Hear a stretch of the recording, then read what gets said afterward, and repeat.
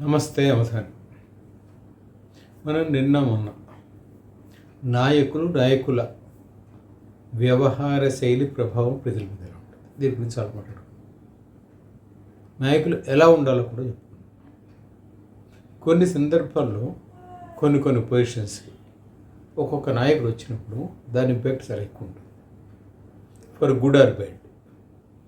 Okay, మనకి bad examples అక్కర్లేదు, good ఎగ్జాంపుల్సే తీసుకున్నాం. అట్లీస్ట్ కొన్ని సందర్భాల్లో కొంత రోజు మనం మాట్లాడుకోవచ్చు, కానీ but mostly let us talk about those who are creating a positive impact of the society, good for the nation.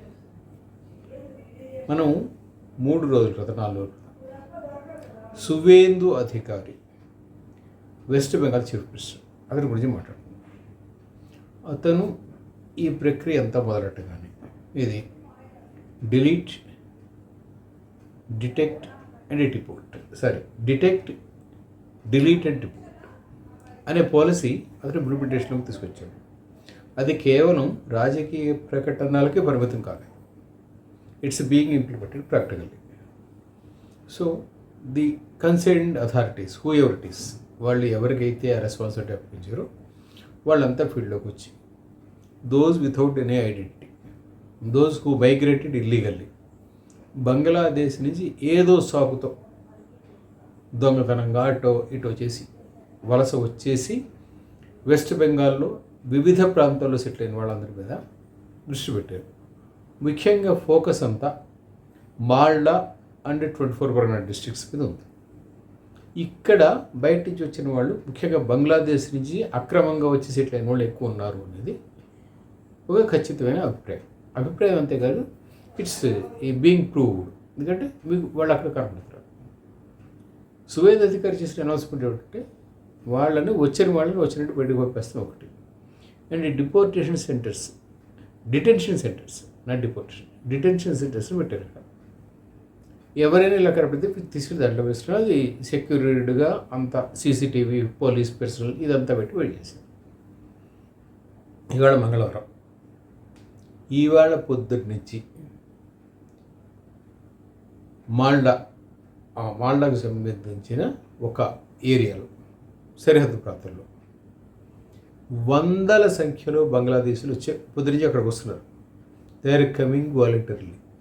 అంటే అదేదో స్వచ్ఛందంగా మేము మా దేశం వెళ్ళిపోతామని కాదు. వాళ్ళ పరిస్థితి ఏమిటంటే అఫీషియల్స్ వాళ్ళని పికప్ చేసి ఏమైనా చేస్తే డిటెన్షన్ సెంటర్లో ఉండాల్సి రావడం మొత్తం ఇది అవుతుంది. దీనికన్నా మా అంతర్భంగా వెనకెళ్ళిపోదాం.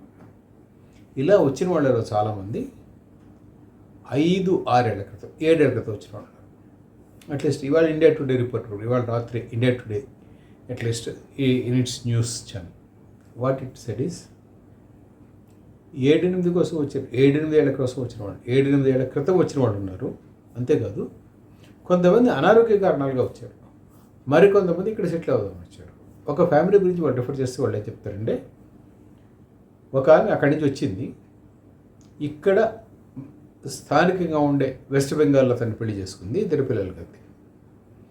అఫీషియల్ సిస్టంలో ఎవరు కూడా ఆమె ఐడెంటిటీ కార్డు గురించి అడగల.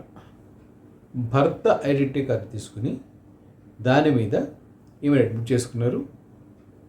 ఆమెకి 2 పిల్లలు పుట్టారు, 2 పిల్లలకు కూడా కార్డు వచ్చింది, ఐడెంటిటీ వచ్చింది. What ever it is. అంటే సిస్టంలో ఎంత లోపం ఉంది. The report is Poynting about how the lapses in system have allowed people from Bangladesh. అంటే ఈ సిస్టంలో లోపము, ఓకే, అంతకుముందు తృణమూల్ కాంగ్రెస్ నుంచి వచ్చిందా, లేదా అంతకుముందు నుంచి వచ్చిందా? అంతకుముందు వీళ్ళు ఉన్నారు కదా, ఎవరు మన కమ్యూనిస్టులు ఉన్నారు, అప్పటి నుంచి వచ్చిందా? అంతకుముందు ఓకే, ఎప్పటి నుంచి వచ్చినా, but there is a serious lapse in the system. So వాళ్ళు చెప్పింది ఏంటంటే, ఈ సిస్టమ్ ల్యాప్స్ అని అడ్రస్ చేయకుండా you can never address the total issue. సహజం ఉంది, ఎందుకంటే part of the issue address చేసినప్పుడు అడ్రస్ ఇష్యూ కంప్లీట్గా అడ్రస్ కాదు, అది పార్ట్ మాత్రం సాల్వ్ అవుతుంది. సో సువేందు అధికారి ఇకపైన చేయాల్సినది ఏమిటంటే how they are able to come across. ఇంతకుముందు గవర్నమెంట్స్ అలౌ చేసేదాన్ని, they are being facilitated with Aadhaar cards, other facilities, ration cards, ఇటువంటి ఫెసిలిటీస్ అన్నీ ఇచ్చి వాళ్ళని ఇక్కడ పెట్టుకున్నారు, బంగ్లాదేశ్ నుంచి వచ్చిన వాళ్ళందరినీ. ఎందుకు అంటే they become vote banks for the money, for the ruling party, for the previous ruling parties, whether it is CPM or this Trinamool Congress, whoever it is. వాళ్ళకి ఇలా మైగ్రేటివ్ వచ్చిన వాళ్ళందరూ కూడా ఓట్ బ్యాంక్స్ అయ్యారు. Now at least BJP is claiming that they will not do that అన్నప్పుడు they have to prove it in implementation terms, just not giving a word or dialogue. So they have started implementing it. And ఒక ముఖ్యమంత్రి, ఒక ప్రభుత్వము సీరియస్గా ఉంటే result ఎలా ఉంటుంది అని చెప్పడానికి సువేదతి గారి ఉదాహరణ యాజ్ ఆఫ్ నౌ.